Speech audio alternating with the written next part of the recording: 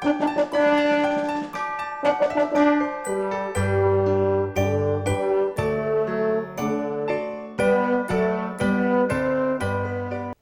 말씀 가운데 첫 번째로 오늘은 1절에서부터 어디까지 말씀이 이어지냐면요.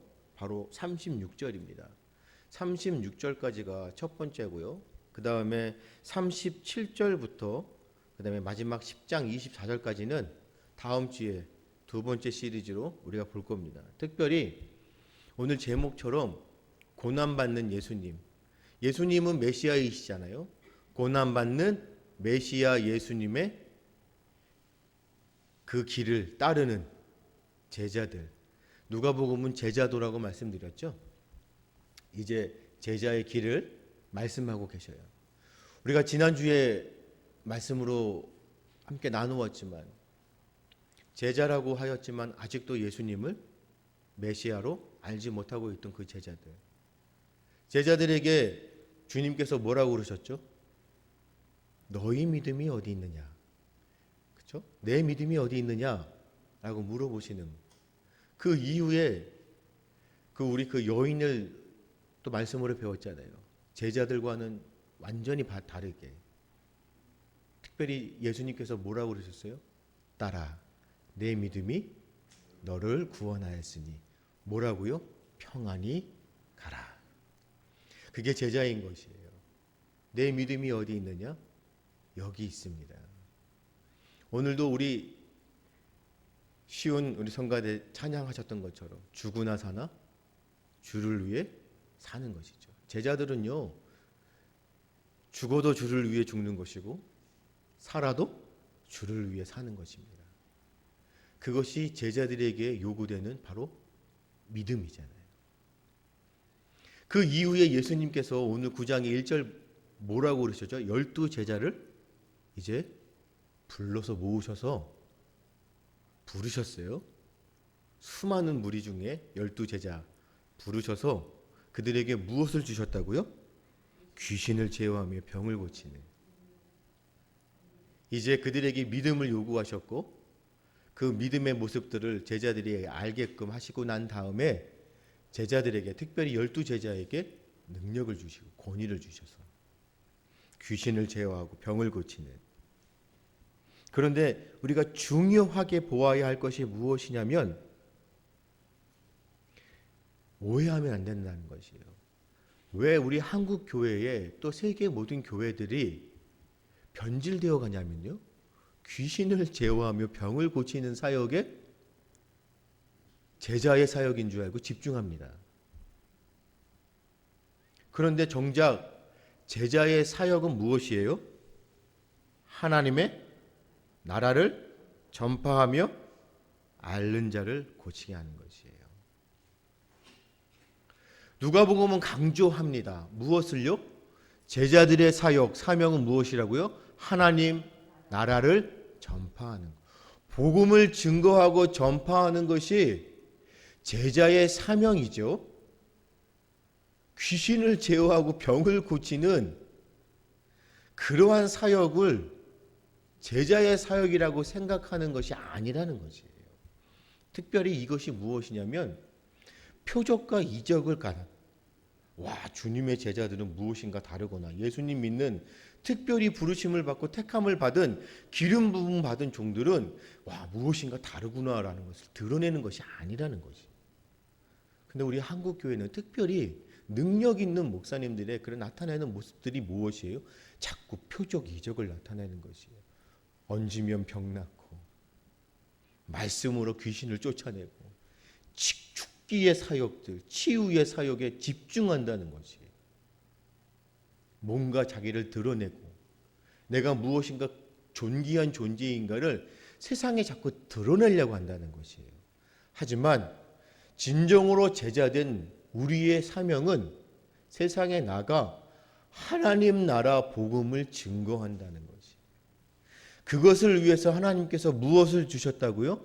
권능으로 덧입혀 주시고 권위를 주셔서 말씀을 선포하고 복음을 증거할 때 그곳에 하나님의 능력이 나타나게끔 하신다는 것이에요. 이것이 제자들이 해야 될 마땅한 사명인 것이고 이것이 회복되어야 할 제자들의 사명입니다. 한국 교회가 이렇게 회복되었으면 좋겠습니다. 복음의 능력이 증거되어지고 어디를 가서나 하나님 나라를 증거하는 걸 최우선적으로 집중할 수 있는 그러한 우리 한국 교회가 되기를 간절히 소망해 봅니다. 자, 그러면서 뭐라고 그러죠? 여행 복장에 대해서 예수님께서는 너무나 좋으셔요.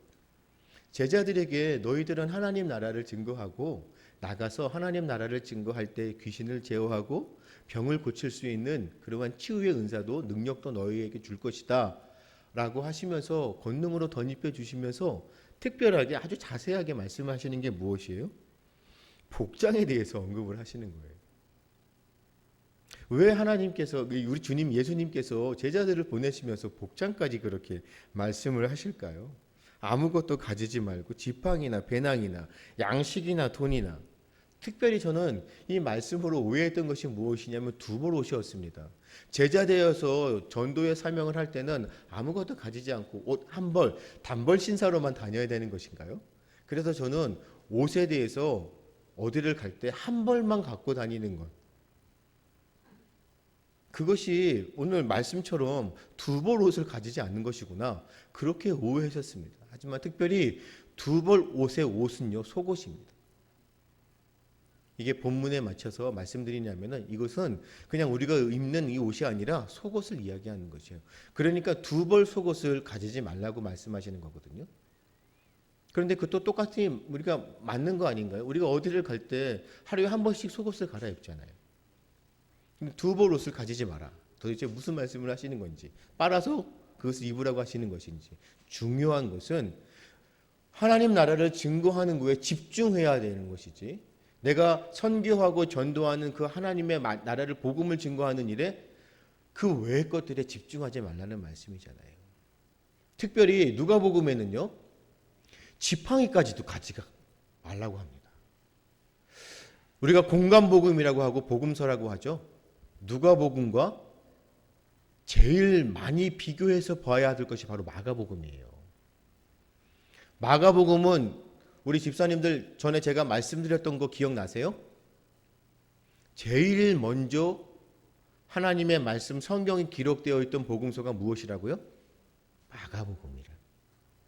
그래서 마가복음을 기준으로 다른 복음서들을 비교해 봅니다. 근데 마가복음에는 지팡이가 있거든요.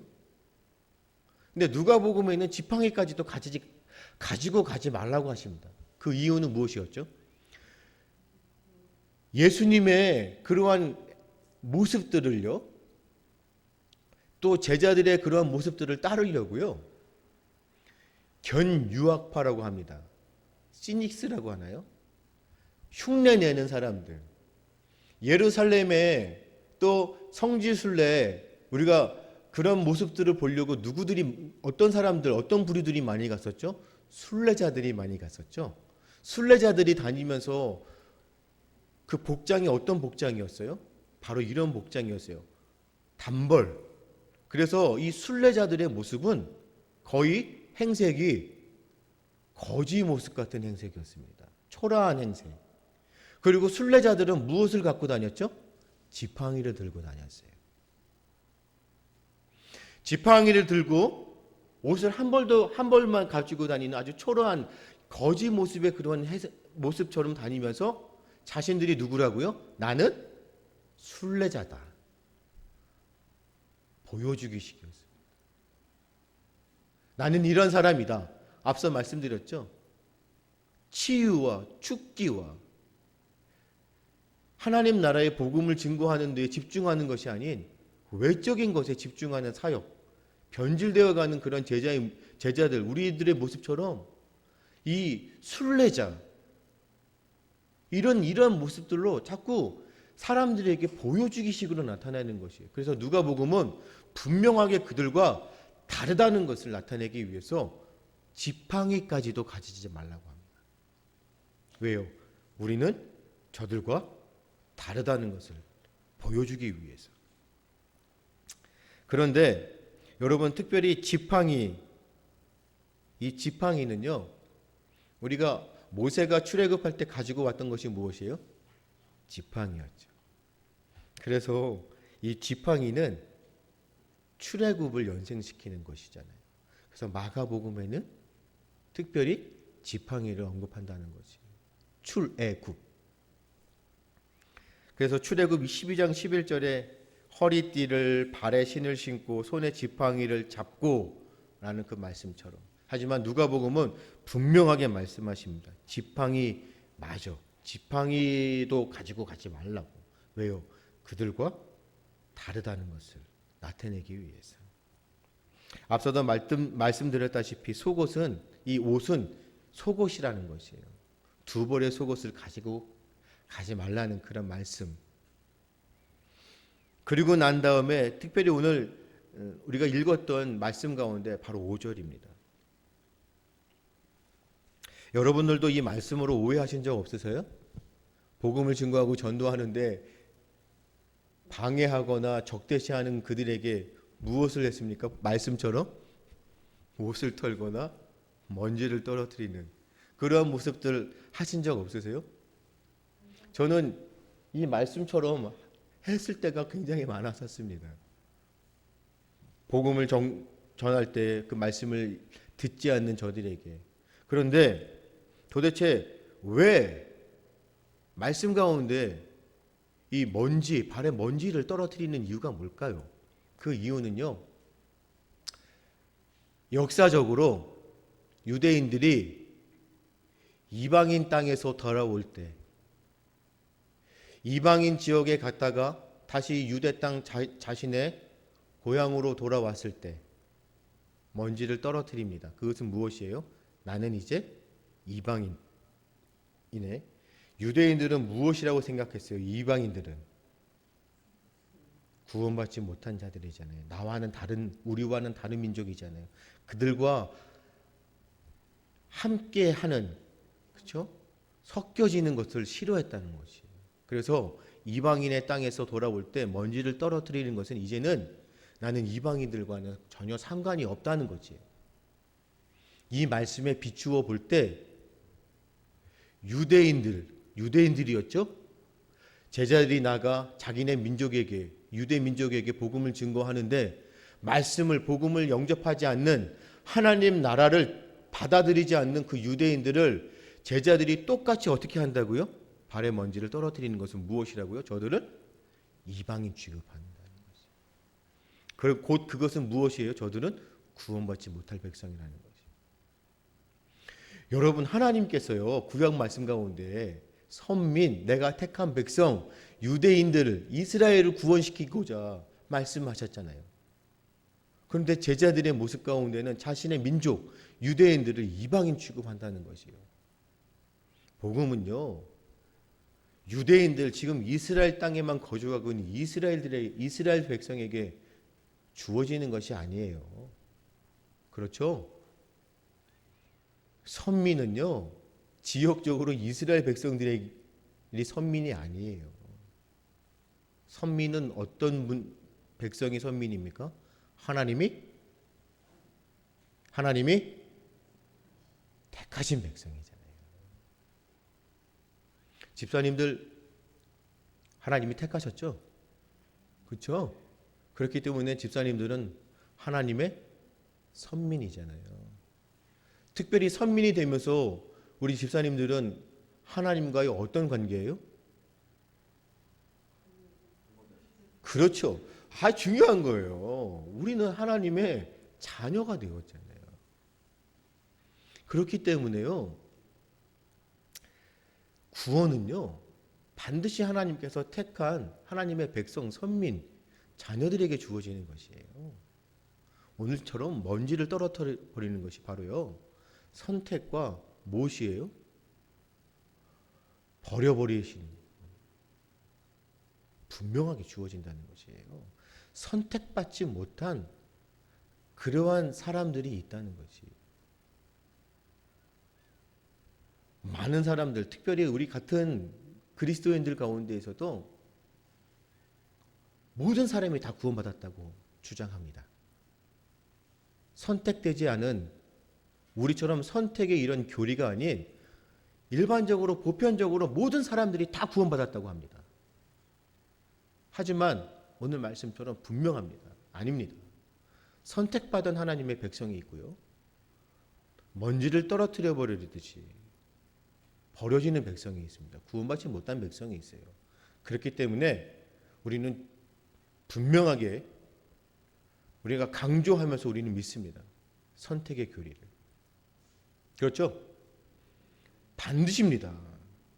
유기된 자들이 분명히 있다는 것이에요. 아무리 복음을 증거하고 하나님 나라를 증거하고 선포하여도 받아들이지 못하는 유기된 버려지는 백성 사람들이 있다는 것이에요. 바로 오늘 유대인들처럼 특별히 그 성이라고 하시지만 그들에게 그것이 증거가 되게끔 하시기 위해서 말씀하시는 거잖아요.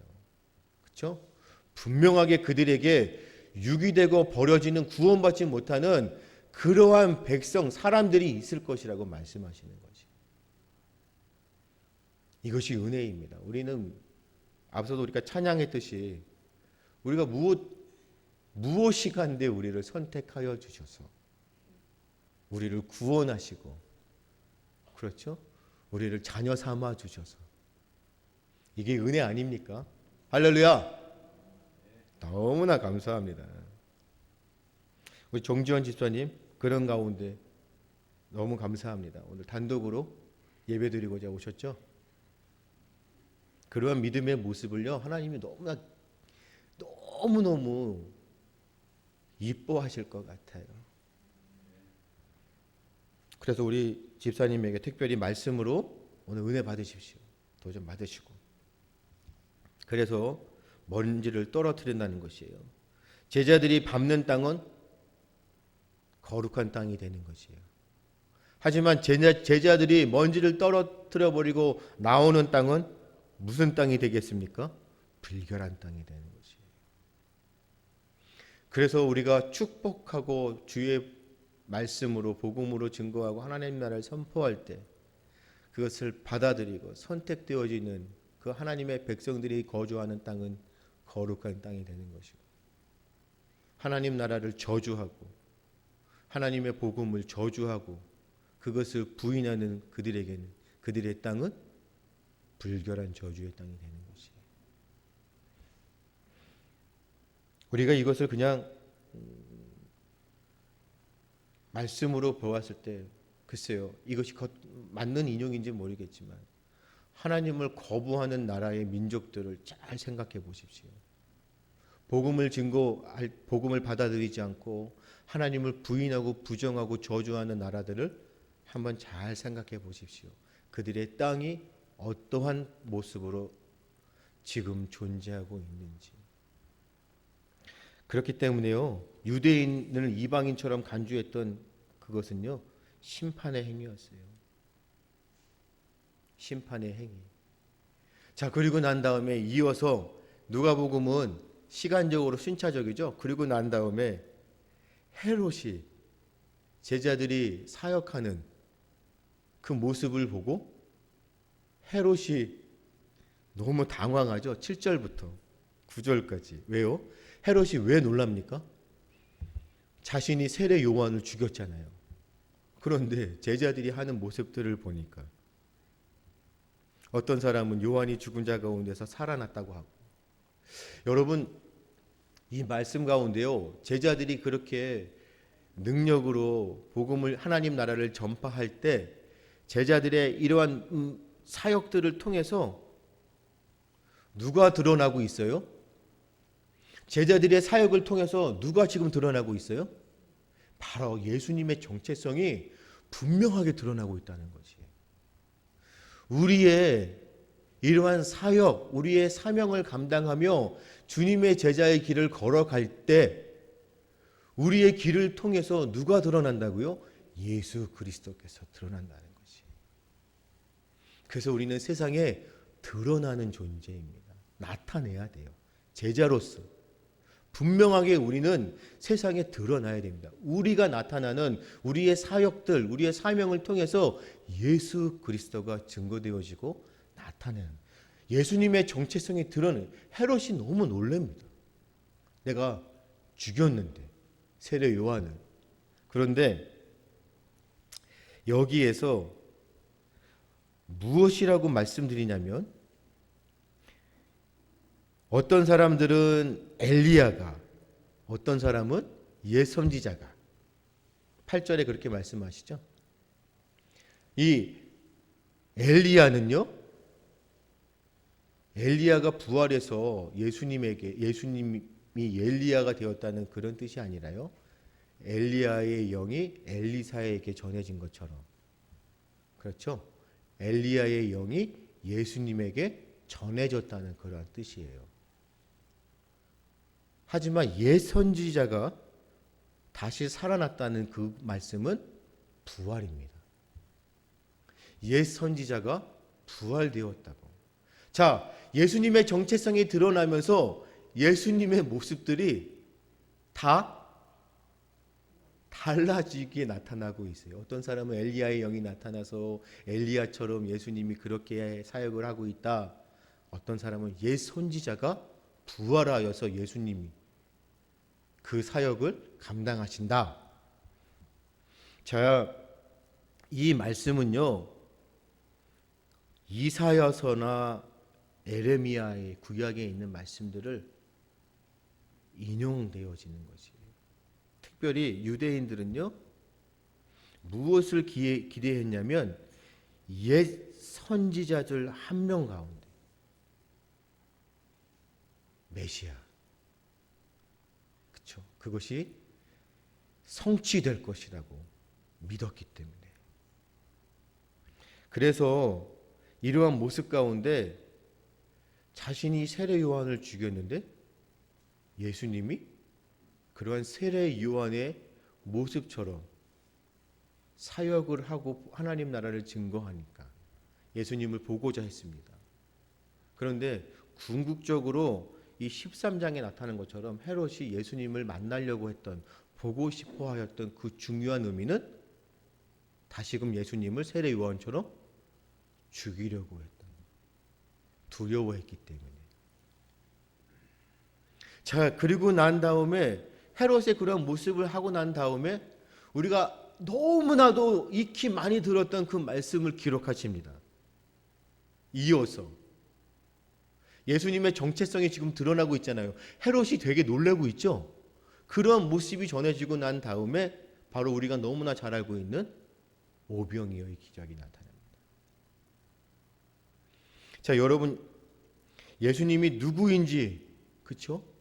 그 헤롯이 당황하는 가운데, 아니 예수님이 누구인지, 우리 앞서서 보았지만 제자들이 예수님을 믿지 않고 있는 상황 가운데 그 자연의 폭풍우를 잠잠케 한 그가 누구이기에 라고 하는 그런, 지금 헤롯이 당황하는 그 가운데 그가 누구지? 누군데? 라는 그런 질문이고요. 그리고 오병이어 이 말씀 가운데 이어지는 말씀을 우리가 보겠지만 예수님이 제자들에게 묻습니다. 너희들은 나를 누구라고 생각하느냐? 라고 하는 그 질문 가운데 이 오병이어의 기적이 샌드위치처럼 들어가 있어요. 도대체 왜 이 말씀이 그 마음 가운데 들어가 있을까요? 여러분, 계속 강조합니다. 예수님께서 메시아적으로, 그렇죠? 하나님의 그 섭리와 뜻을 실현하시고자 새 출애굽의 사역들을 감당하시고 있잖아요. 자, 오병이어의 기적은요, 바로 메시아적인 잔치를 베푸는 것이에요. 잔치를 베푼다고 말씀드렸어요. 예수님의 어떠한 존재인가를 지금 드러내시고 계시는 것이에요. 예수님의 존재는 바로 메시아다라는 거죠. 그래서 메시아적으로 잔치를 지금 벌이고 있는 것이에요.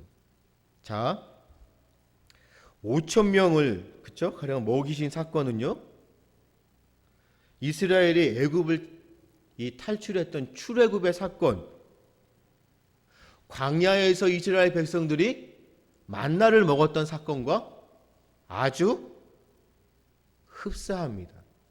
연상시키는 것이에요.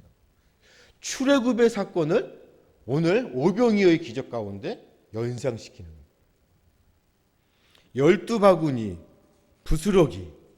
자, 그것을 이 거둔 것은요 바로 12지파. 앞서도 우리가 말씀으로 보았지만 선민, 유대인들. 하지만 우리가 알죠? 하나님이 선택한 백성이잖아요. 근데 구약의 말씀 가운데 12지파, 12이 한 것은 바로 유대, 선민, 선택받은 백성들을 구원하시고자 바로 새 출애굽의 표적입니다. 이해되시죠? 그 오병이의 기적은 새 출애굽의 표적, 내가 곧 메시아다. 그렇기 때문에 오병이어의 기적을 통하여 메시아적인 잔치를 베풀어 주시는 거지. 그래서 10절에 이 기적의 배경이 벳세다. 누가복음은 지명을 확실하게 말합니다. 그런데 이 메시아적인 잔치를 경험했던 이 벳세다가 10장에 보면은 뭐라고 되어 있어요? 예수님께서 화를 선포하시요. 이 도시에서 행한 기적들을 두로와 시돈에서 행했다면 그들이 벌써 회개했을 것이라. 그것을 경험했던 그들의 모습들이 도리어 예수님에게 화를 당하는 것이 되어가고요. 여러분, 앞서도 말씀드렸지만 11절 가운데 무리가 알고 따라왔잖아요. 그렇죠? 그리고 나서 예수님께서 그들을 영접하셔서 예수님이 하셨던 사역이 뭐예요? 하나님 나라의 일을 이야기하십니다. 그렇기 때문에 제자의 사역은 바로 하나님 나라를 전하는 것이에요. 복음 증거하는 것이에요. 자, 그리고 난 다음에 여러분, 자 이제 우리가 이 오병이의 기적 가운데 특별히 우리가 너무나 잘 알고 있다시피 물고기 5개와 떡 2덩어리 가지고 제자들에게 이 5,000명을, 그것도 우리가 그냥 이 말씀 가운데 남성만 5,000명 가량이라고 하잖아요. 먹이라 했을 때 제자들의 반응이 어땠을까요? 이 언어적으로, 그렇죠? 문자적으로 정확하게 일치하는 것 같지는 않아요. 하지만 열왕기하의 4장을 보면 42절과 42절 사이에 이 말씀과 너무나 흡사합니다. 엘리사를 통해서요, 보리떡 20개로 몇 명이 먹냐면요, 100명이 먹거든요. 그 기적이 나오거든요. 이러한 연관성을 통해서 떡 5개로 5,000명 먹이고 남게 하신 예수님, 엘리사 선지자보다 더 큰 분으로 소개되는 거죠. 그렇죠? 엘리사는 어떻게 됐다고요? 떡 몇 개요? 20개로 100명을 먹게 했다는 것이에요. 구약의 말씀 가운데. 그런데 오늘 예수님께서는 보리떡 떡 5개, 빵이라고도 합니다. 5개로 5,000명을. 엘리사보다는 더 큰 선지자. 여러분, 더 큰 선지자가 곧 누구냐군요? 메시아예요. 자, 그런데 이런 메시아가 예수님께서 제자들에게 5,000명을 먹이라 라고 명령하시잖아요. 너희가 먹을 것을 주라. 제자들이 날이 어두워지니까, 배경으로 우리가 이야기적으로 보면 날이 어두워지니까 은혜를 충만히 받았습니다. 말씀으로 하나님 나라의 복음을 들으면서 그 사람들이 영적으로 충만해졌어요. 그런데 우리가 영적으로 충만해진 가운데 육신적으로는 어떻게 해요? 배고파지기 시작합니다. 날이 점점 어두워집니다. 벳세다지만 벳세다 성이 아니라 빈들이라고 그러잖아요. 말씀 가운데요. 그러면 벳세다 그 인근에 분명히 들이었을 것이에요. 거기에서 먹을 것을 찾을 수 있을까요? 없잖아요. 그렇다고 그들이 가지고 있는 돈이 많을까요? 없었겠죠. 그래서 제자들은 날이 어두워지는데 사람들은 배고파하는 것이 보이잖아요. 근데 예수님은 그러한 모습들을 모르시는 것 같아요. 왜요? 제자들이 예수님에게 물어보잖아요. 저들을 각자 가서 먹을 것을 찾게끔 하시는 것이 어떻습니까? 라고 질문하잖아요. 그런데 도리어 그렇게 질문한 예수님께, 그러니까 예수님이 제자들에게 도리어 뭐라고 해요? 너희들이 먹을 것을 주라. 이거는 이해가 안 됩니다. 아무리 봐도 5천 명을, 그래서 제자들이 찾았을 때 나온 것이 뭐예요? 먹을 것을 주라 하셔서 너희들 혹시 무리 중에 먹을 것이 있습니까? 라고 찾았더니 나온 것이 5개, 턱 5덩어리하고 물고기 2마리였는데, 그러니까 이 제자들이 예수님에게 갖고 왔을 때 그것이 예수님 여기 있습니다. 자, 이 무리들을 먹여주십시오 라고 갖고 왔을까요? 보세요. 이거밖에 없는데 뭘 먹이라는 것이에요. 분명히 그런 의도가 아니었을까요?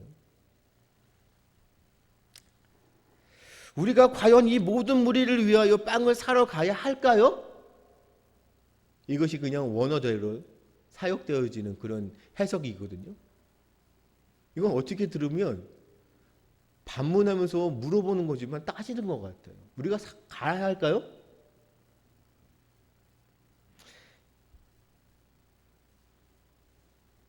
가야 할까요? 정말 가야 할까요? 예수님, 정말 우리가 이 무리들을 위해서 빵을 사러 가야 할까요? 어디 가서 삽니까? 그런데 14절에 뭐라고 그러시죠? 50면씩 앉으라고. 제자들에게 50명씩 앉히라고 합니다. 빵을 사러 가야 할까요? 라고 물어보는 제자들에게 50명씩. 마가복음에는요 50명씩 또 100명씩 그렇게 기록되어 있습니다. 자, 50명씩 100명씩 앉는 것은요 앞서도 말씀드렸다시피 출애굽입니다. 출애굽. 하지만 누가복음에는 100명이라고 기록되어 있지 않죠? 50이라고 정확하게 말씀하십니다. 50. 이거는 왜 그런 거예요? 어떻게 보면 누가복음은 출애굽의 사건을 조금 더 약화시킵니다. 50명씩 100명씩 앉게 하는 마가복음의 말씀대로 누가복음도 50씩 100명씩 앉게 하라 그렇게 기록되어 되지만 누가복음은 50명씩이라고 정확하게 얘기를 하거든요. 이거는 출애굽에 대한 사건을 조금 더 약화시키는 그런 말씀인 것 같아요. 도대체 왜 마가복음에는 있는데 누가복음은 없을까요? 여러분, 마가복음은 굉장히 신학적입니다. 신학적이기 때문에 그 말씀에서 많은 것을 유추합니다. 하지만 누가복음은 역사적입니다. 이것이 마가복음하고 누가복음의 차이입니다. 마가복음은 굉장히 신학적이고 누가복음은 역사적입니다. 그래서 누가복음은요, 이 출애굽에 대한 것들을요, 그 역사적인 사건보다 그 당시 예수님의 메시아 사역에 집중합니다. 이해되세요? 누가복음은 누구를 위해서 지금 말씀을 기록하죠? 이방인들을 위해서. 그래서 유대인들의 그러한 역사적인 사건, 50명씩 100명씩 출애굽의 사건을 강조하는 것이 아니라 누가복음은 예수님의 사역에 집중합니다. 포커스를 예수님의 메시아의 사역에 집중하는 것이에요. 자, 이것은 무슨 말씀이죠? 앞서서 우리가 말씀을 보았잖아요. 열왕기하에 있는 것처럼 엘리사가 떡 20들 100명을 먹였던 사건보다는 5개로 5,000명을 먹였던 예수님의 사역, 그 메시아의 사역임을 분명하게 드러낸다는 거죠. 선지자보다 더 큰 선지자가 바로 예수님이다 라는 것을 증거하기 위해서. 그래서 그것을 강조하기 위해서 50명씩 이렇게 이야기하고 있는 거지. 우리가 이 말씀 가운데 집사님들은 믿으시는 거죠? 믿으시죠? 물고기 2마리와 떡 5개로 5천 명을 먹고도 몇 강주가 남았죠? 12강주의 이 10이라는 숫자도 굉장히 의미가 있는 것이에요. 12는 누구예요? 이스라엘의 12지파를 이야기하는 것이에요. 자, 이 말씀 가운데 종합적으로 보면은 12지파는 곧 이스라엘 유대인들이죠. 하나님의 선민이에요. 메시아의 잔치 가운데 그들을 어떻게 하신다고요? 잔치를 베풀어 주시는 것이에요. 구원하시는 것. 이것이 말씀의 의미입니다. 우리가 그냥 기적을 바라보고 와, 예수님께서 5천 명을 먹이셨대. 너희들 이 기적을 믿어? 빵을 구하고 먹을 것을 구하고, 그 의미가 아니라 이 오병이어의 기적은 메시아의 잔치예요. 이걸 우리가 알아야 됩니다. 그래서 우리가 말씀을 배워가는 것이잖아요. 오늘도 우리에게 오병이어의 기적이 나타나잖아요. 지금 여러분들도 메시아의 잔치에 그 아름다운 맛있는 음식들을 먹고 계시잖아요. 먹고 계시죠? 먹고 계시잖아요. 우리는 이제 육신의 그런 양식은 어디서나 다 채울 수 있습니다. 하지만 우리는 영적인 양식을 채워야 되는 것입니다. 말씀을 듣고 그 영적인 양식을 균형. 그리고 난 다음에, 그렇게 먹이고 난 다음에 그 사건 이후에 뭐가 나온다고요? 예수님께서 따로 기도하러 가실 때, 그렇죠? 기도하실 때, 누가복음은 기도를 굉장히 강조합니다. 기도하실 때 제자들이 주님과 함께 있더니 물으죠. 뭐라고 물어보시요? 이르시되 무리가 나를 누구라고 하느냐? 앞서 우리가 보았잖아요. 그렇죠? 그랬는데 제자들에게 물어보시니까 뭐라고 합니까? 세례 요한, 엘리야, 옛 선지자 중에 한 사람 살아났다고 합니다 라고 막 제자들이 막 얘기를 해요. 그럴 때 예수님께서 20절에 뭐라고 말씀하셔? 너희는 나를 누구라 하느냐? 베드로가 대답하여 이르되 하나님의 그리스도인. 여러분, 이 베드로의 고백을 보면 대단한 것 같아요. 그렇죠? 지금 하나님의 그리스도라는 것은 곧 예수님은 메시아이십니다 고백하거든요. 그런데 여러분 잘 봐야 되는 게 무엇이냐면, 베드로는요, 예수님께서 메시아임을 알고는 파악을 했어요. 알고는 있었지만 베드로가 믿고 있었던 메시아는 군사적이고 정치적인 메시아였어요. 아직까지도. 예수님께서는 그 모습을 파악하셨잖아요. 왜 그러냐면 베드로의 고백 다음에 예수님께서 뭐라고 말씀하셔요?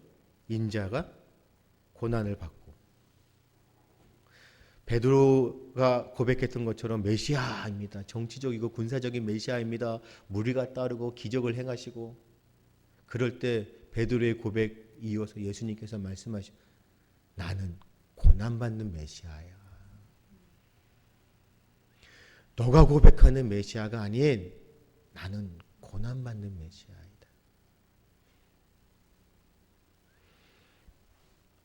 누가복음에는 베드로가 예수님의 이런 고난에 대해서 그런 말씀을 듣고 예수님을 꾸짖는 내용이 빠져 있어요. 다른 복음서에서 보면 예수님께서 그렇게 말씀하실 때 베드로가 뭐라고 하는지 아세요? 안 됩니다. 무슨 소리 하십니까? 도리어 예수님을 꾸짖습니다. 왜요? 군사적이고 메시아적인 메시아가 지금 그런 나약한 소리를 하십니까? 말이 안 되는 소리를 하십니까? 예수님의 정체성을 베드로가 일깨워주고 있어요. 군사적으로, 정치적으로. 하지만 누가복음에는 그 말씀이 없습니다. 왜 그렇죠? 누가복음은 이방인들을 향한 말씀이에요. 베드로 사도의 그 권위를 깨트려 버리고 싶지 않았어요. 유대인들의 그러한 모습들을 이방인들이 듣고 아유, 왜 그랬을까? 혹시라도 오해할까 봐 누가복음은 신경을 굉장히 많이 썼습니다. 그래서 베드로의 그러한 모습들을 빼버렸습니다. 왜요? 마가복음에는요, 예수님의 가족에 대해서도 뭐라고 기록되어 있어요?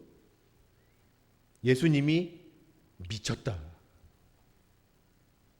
그래서 예수님이 미쳤기 때문에 가족들이 예수님을 뭐하러 왔다고요? 체포하려고요.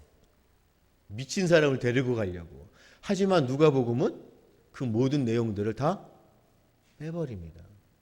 그리고 나서 뭐라고 말씀하시냐면 가족들이 찾아왔다. 여러분, 이 말씀처럼요, 우리가 계속 말씀하잖아요. 어디 나가서 우리 얼굴에 침 뱉는 모습들, 그렇죠? 특별히 우리 교회에 침 뱉는 모습들, 되도록이면 그렇죠? 절제했으면 좋을 것 같아요. 그리고 난 다음에 21절에 정체를 아무에게도 알리지 말라고 고백하시죠.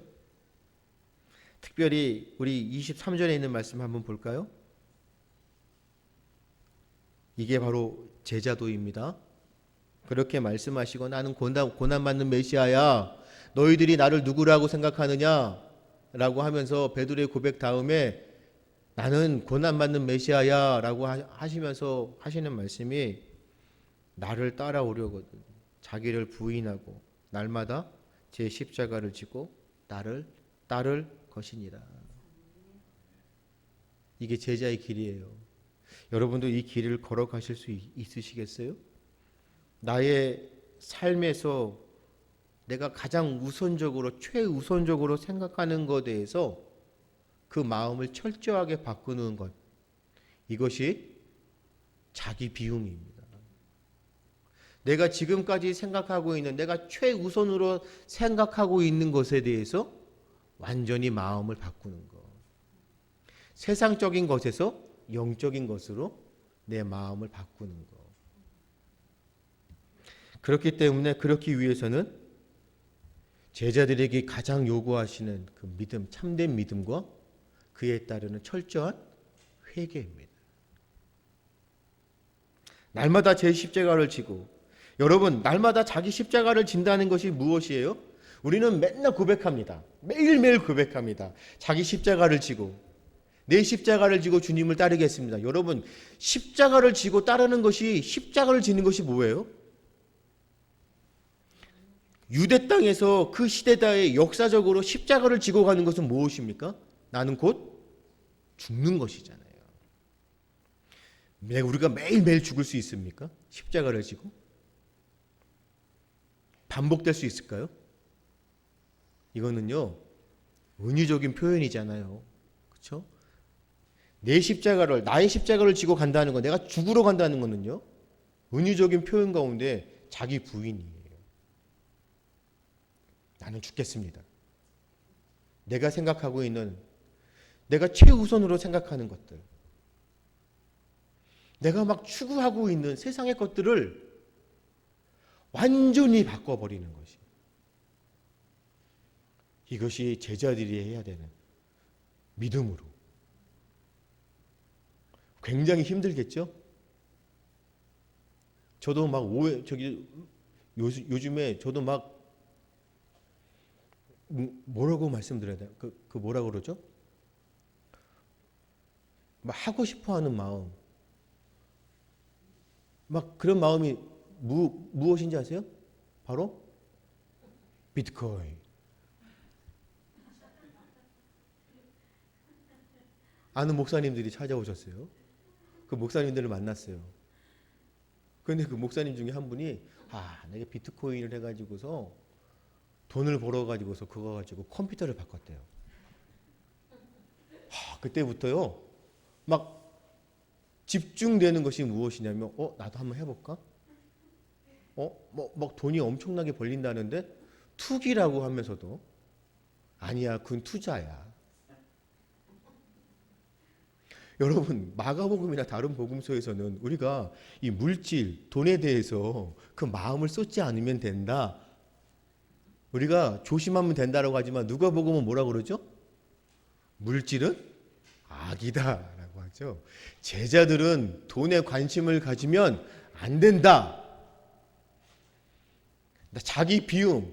그런데 세상에 살면서 앞서도 우리가 보았지만 누가복음은 제자들의 그런 잘못된 부분들을 자꾸 감춰줘요.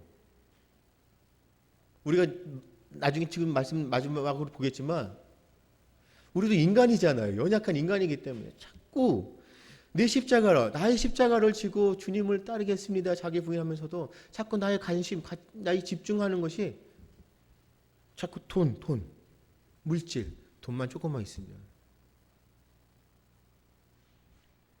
날마다 죄에 대해서 그 죄에 대해서 죽으라는 것이잖아요. 날마다. 그래서 날마다 자기 부인하고 자기 십자가를 지겠습니다. 계속 이것이 계속 이어진다는 것이 끊임없이 끈질기게 믿음으로 죽겠습니다. 자기 부인하겠습니다. 내 십자가 지겠습니다. 나 관심 하나님 비트코인 아닙니다. 이런 건 안 되죠. 돈 아니죠. 내가 세상 것보다는 하나님 것이죠. 영적인 것이죠. 이렇게 되어야 되는 거지. 근데 어느 순간부터 점점 우리의 마음은 세상적인 것으로 변질되어져 가고 자꾸 사람들과 비교해지고 다른 사람들은 저렇게 사는데 왜 나는 이렇게 살아야 되는가? 내가 주님을 위해서 헌신하면서 복음으로 말씀으로 살았는데 왜 나의 삶은 왜 이래? 그럴 때 26절에 뭐라고 그러세요? 부끄러워하지 말라고 가르쳐 있습니다. 내 말이라고 명확하게, 그렇죠? 여러분,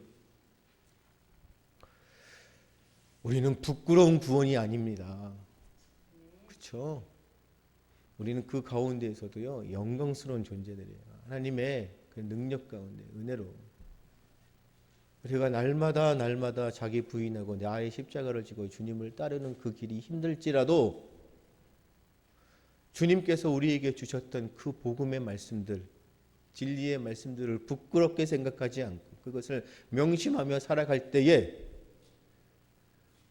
지금 우리의 현실적으로 우리는 세상과 비교해 보면 초라해 보일지 모르더라도 세상에서는 우리를 그렇게 생각할지 모를지라도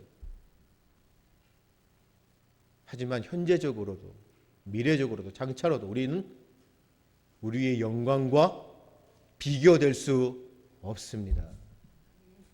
이것이 제자들의 믿음이고 제자의 길입니다. 그리고 난 다음에 어떻게 돼요? 그렇게 내 말을 부끄러워하지 말라 하시면서 이 말씀을 하신 후에 예수님께서 베드로와 요한과 야고보를 데리고 또 기도하시러 산에 올라가셨을 때 어떻게 된다고요? 영광스러운 모습으로 변화되어져. 그것을 맛보게 하십니다. 그 영광스러움을 제자들이 보게 합니다. 여기에서 부활하신 예수님의 모습을 보여주십니다. 하나님 나라를 증거하는 것이 메시아의 사역이었고 제자의 사역이었잖아요. 여기서도 똑같이 부활하신 예수님의 모습을 보여주시고 하나님 나라를 미리 보여주고 계십니다. 그리고 난 다음에 계속 여기서 나오시는 그 말씀 가운데 모세와 엘리야. 모세는 뭐죠? 율법. 엘리야는 선지자. 곧 이 말씀은 예수님께서 율법과 선지자의 옛 모든 언약들을 다 성취하셨다는 거예요. 자, 그리고 난 다음에 여러 가지 말씀들이 다 나오는데 그 가운데 엘리야, 모세와 이런 이야기, 두 사람이 이야기하는 그 말씀 가운데 뭐라고 말씀하십니까? 그들이 하시는 말씀이 31절 영광 중에 나타나서 장차 예수님께서 예루살렘에서 별세하실 것, 떠날 것, 고난 받을 것이다, 죽으실 것이다. 그것이 모든 것 가운데 곧 예루살렘에서 곧 성취될 것이라는 그 모든 말씀들이 다 하시고 난 다음에 제자들은 32절에 그 모든 사건들이 일어나는 가운데에서도 졸고 있죠. 근데 제자들을 왜 졸았어요? 마가복음에는 그것이 없어요. 제자들을 굉장히 호의적으로 인간적으로 봅니다. 피곤하여서. 우리도 육신의 연약함을 갖고 있는 그러한 연약한 인간임을 누가복음은 제자들일지라도 기록하고 있어요. 그리고 난 다음에 피곤해서 졸고 있는 그 가운데 제자들이 또 특별히 베드로가 앞서도 베드로가 고백했잖아요. 하나님의 그리스도이시니라 라고 고백하는 그 베드로가 엉뚱한 말을 합니다. 그것도 베드로를 굉장히 누가복음은 이해시켜 줍니다. 그리고 초막이라고 하잖아요. 바로 이 초막이 우리가 계속 보지만 출애굽이에요. 출애굽. 베드로는 계속적으로 예수님을요 군사적인 메시아로 계속 알고 있는 것이에요. 그 사건이 일어난 후에 베드로의 고백은요 초막을 지을까요? 여러분 지극히 높으신 이는 손으로 지은 곳에 계시지 아니합니다. 그렇죠? 말씀 가운데. 그렇기 때문에 예수님은요 초막이 필요 없으세요. 근데 베드로는 깨닫지 못하고 있잖아요. 초막을 만들까요? 그리고 나서 32절에 구름은 곧 대표적으로 예수님께서 하나님께서 나타나는 신현의 징조이죠. 제자들이 두려워 떱니다. 무서워했다는 것이에요. 자, 여기에서 마지막입니다. 너희는 그의 말을 들으라. 이 35절 가운데 특별히 뭐라고요? 나의 아들인데 뭐 하셨다고요? 곧 택함을 받은 자라는 것이. 나의 아들인데 택함을 받은 그 예수님의 말을 너희는 들으라 라고 하셔요. 이사야서 42장 1절에 있는 내가 붙드는 나의 종 내 마음에 기뻐하는 자 곧 내가 택한 사람을 보라. 구약의 말씀을 인용하시는 거잖아요. 그러므로 택한 자는 예수님께서 이사야 42장 1절에 언급하는 여호와의 종임을 언급하는 것입니다. 자, 이 여호와의 종은요 바로 대속의 고난을 당하실 것을. 왜냐하면 이사야 53장에 기록되어 있기 때문에. 그렇기 때문에 예수님은 대속의 고난을 당하실 겁니다. 그래서 하늘에서 들린 음성 예수님을 이는 나의 아들 하나님의 아들 메시아의 칭호이잖아요. 그래서 택함 받은 자 고난받는 여호와의 종의 사명을 감당하는 메시아. 베드로와 다른 사람들은 군사적이고 정치적인 세상의 메시아인 줄 알았지만 궁극적으로 우리 예수님은 고난받는 종 메시아의 그 하나님의 그 사역을 감당하시고자 제자들은 본 것을 아무에게도 말하지 않았다고 36절 마지막에 누가는 기록합니다. 마가복음에는요 본 것을 부활 때까지 말하지 말라는 부분을 기록하고 있습니다. 너희들이 본 것을 부활 때까지 말하지 마라. 하지만 누가복음에는 그것이 빠져 있습니다. 대신 제자들은 본 것을 말하지 않았다. 이렇게 기록하며 오늘 첫 번째 36절까지의 말씀이 끝납니다. 여러분 오늘 이 말씀을 통해서 우리가 보지만 이 제자의 길을 걸어가는 제자들 아직도 예수님을 따르지만 메시아의 잔치에 참여했지만 특별히 여러분 오병이어의 기적 이전에 제자들이 병을 고치는 귀신을 제어하는 그 능력들을 통하여서 나가서 복음을 증거하고 하나님 나라를 전했잖아요. 그럼에도 불구하고 아직도 그들은 예수님을 알지 못하고 있다는 것이에요. 보아도 보지 못했다는 것이에요. 이런 제자의 길을 걸어가는 그들에게 예수님께서는 끊임없이 보여주고 나타내시고 깨닫게 하신다는 것이에요. 요구하신다는 거죠. 오늘도 우리에게 똑같이 그렇게 하십니다. 보여주시고 나타내시고 깨닫게 하신다는 것이죠. 그래서 오늘도 우리에게 말씀으로 권면하시고 도전하시는 것이 뭐예요?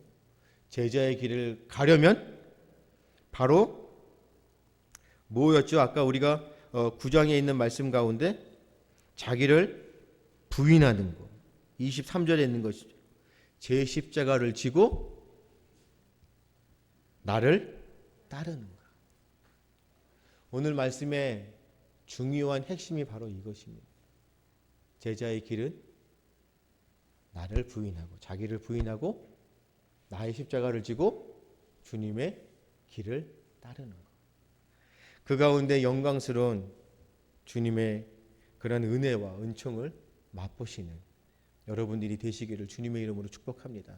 한 주간 말씀 붙들고 이 말씀으로 정말 세상에 나가서 제자의 그 길을 드러내고 나타내므로 나에게도 기쁨이고 영광이지만 하나님께 영광을 돌리시는 그러한 한 주가 되시기를 주님의 이름으로 축복합니다. 기도하겠습니다.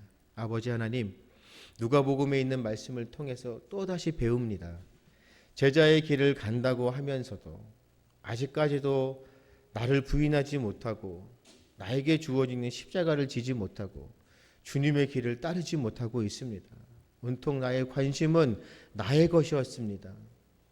용서하여 주시고 정말로 회개하오니 하나님 이제부터는 주님께서 원하시는 날마다 나를 부인하고 나의 십자가를 지고 주님의 길을 따르는 제자의 길을 걸어가는 우리들의 모습이 되어질 수 있도록 주님 붙드시고 또 능력 주시고 역사하여 주옵소서. 한 주간 주님의 말씀으로 승리할 수 있도록 주님께서 함께 하시고 또 한 주간 주님의 말씀을 붙들고 세상에 살 때에 빛과 소금의 제자의 역할을 감당할 수 있도록 주님 붙들어 주옵소서. 감사하며 예수님의 이름으로 기도드리옵나이다. 아멘.